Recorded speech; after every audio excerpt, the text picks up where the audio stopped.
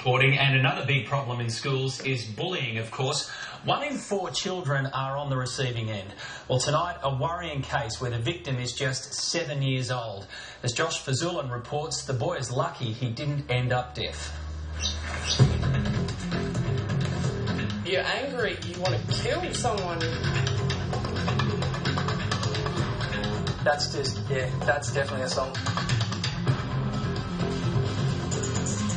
I have found myself waking up crying at night because I've come back to, the blood in the ears. Year 2.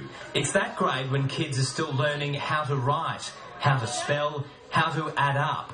But never would you expect a 7-year-old to be doing this.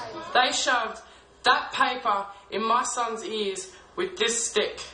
Quinton Hartman is a victim, the target of a vicious, unprovoked attack by a group of children, one just as young as him.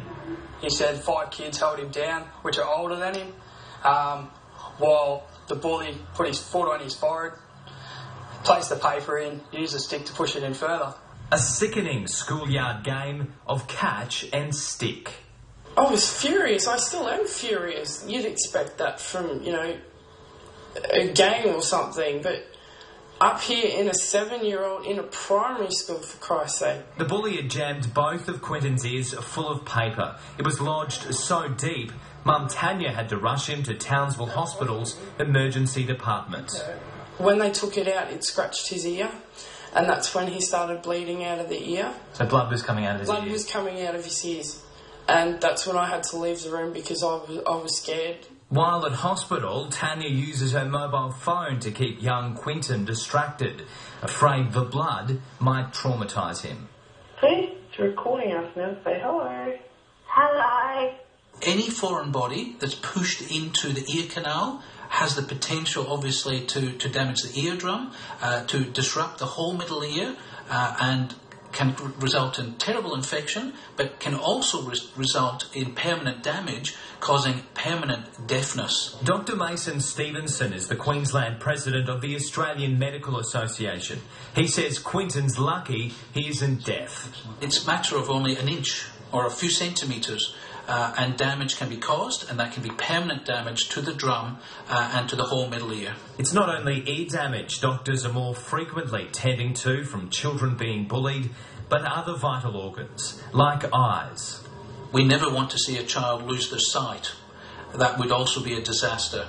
And unfortunately, of course, there are examples of this. I believe now it's almost gotten to the stage where we need cameras. We need cameras around every section of that school where they're playing.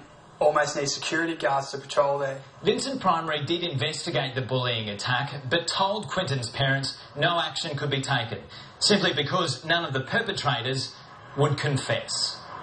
Although the school playground was fully supervised at the time the alleged incident occurred, no witnesses to support the allegation could be found. As a precaution, teachers counselled students in the classroom about the dangers of playing with sticks. Clearly, Vincent Primary is failing to live up to its slogan. The principal said there's nothing that she can do. So he's going to get away with it? He's going to get away with it. It makes me sick that he gets away with this. I think mixed schools are taking it seriously, but they're not taking seriously enough how to deal with particular problems. Professor Ken Rigby is one of Australia's leading bullying experts. Sometimes a disciplinary action is absolutely necessary, but often it isn't, and sometimes it's much better to talk to these kids, there's several of them, individually. He says appropriate intervention can reduce bullying cases by 20%. It doesn't always have to mean disciplining the bullies. Get them to plan together how they're going to make things better. Bring in the person who has been victimised, has been hurt, and produce some kind of a negotiated settlement. Quinton's parents just wish something would happen.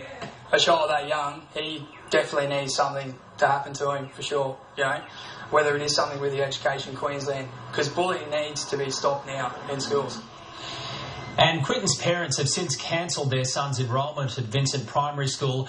They say they don't want him attending a school where children go unpunished. That was Josh Fazulin with that story. Well, do you think pensioners